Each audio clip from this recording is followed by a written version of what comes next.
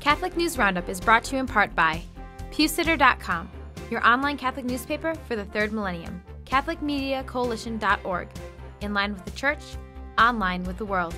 And TheAmericanCatholic.com, politics and culture from a Catholic perspective.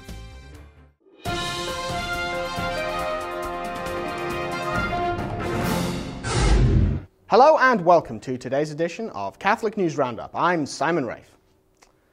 Liturgical dancer attempts to assassinate Archbishop.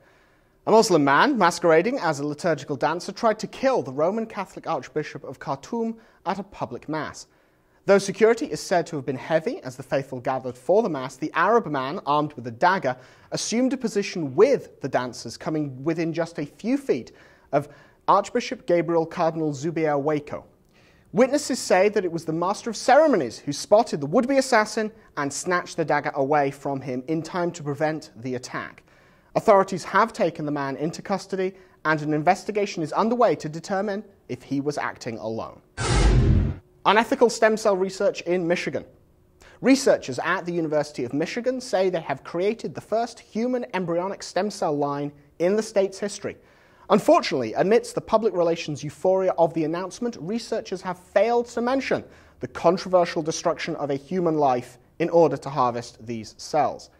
The use of the controversial procedure is the direct result of a 2008 vote by Michigan residents to lift the ban on human embryonic stem cell research by way of a constitutional amendment. Some $2 million in private funding has been committed to the project. The federal law forbidding tax dollars to fund research using human embryonic stem cell remains in full force, pending a legal challenge by the Obama administration. Planned Parenthood co-opts Obamacare.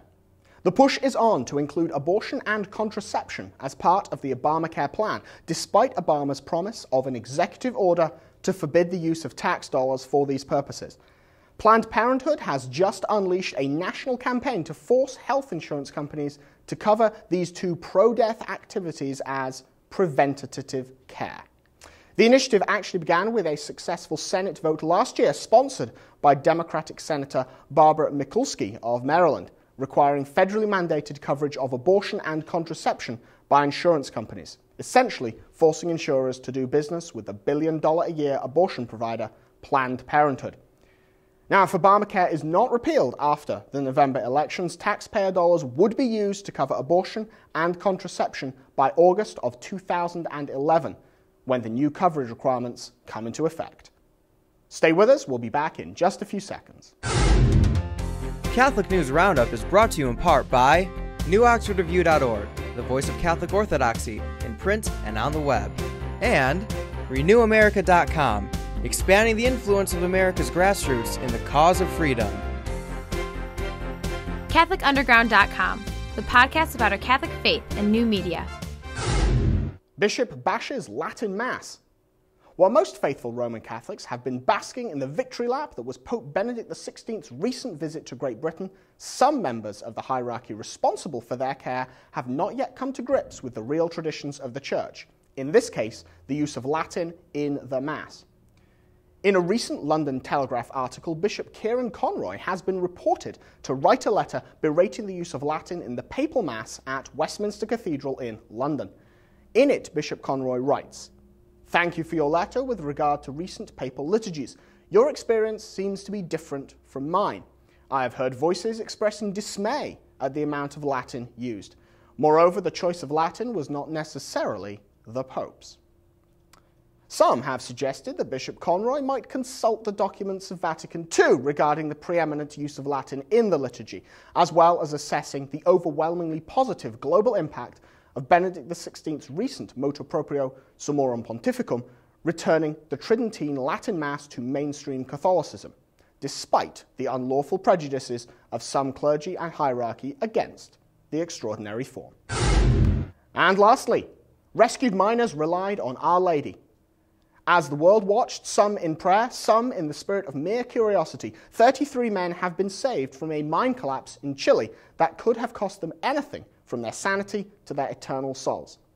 During their 69 days of confinement, trapped some half-mile below the surface of the earth, the miners asked for many things such as food and personal care items. However, not widely reported by the media, the miners also asked for rosaries, a crucifix, images of the saints, and a statue of the Blessed Virgin Mary in order to erect a small shrine in her honour and pray for her help that they might be rescued. Pope Benedict XVI heard of this request and sent blessed rosaries to the miners, delivered personally by the Cardinal Archbishop of Santiago. And, in one final note to this amazing rescue, it happened on the anniversary of the miracle of the sun, attributed to the miraculous apparitions of Our Lady at Fatima in Portugal. I'm Simon Rafe. Thanks for tuning in. Be sure and tune in on Monday for your daily dose of Catholic News Roundup right here on realcatholictv.com. And be sure to check out the Vortex Today from Rome with Michael Voris. Thanks for tuning in. Be sure and tell your friends about us. And God bless.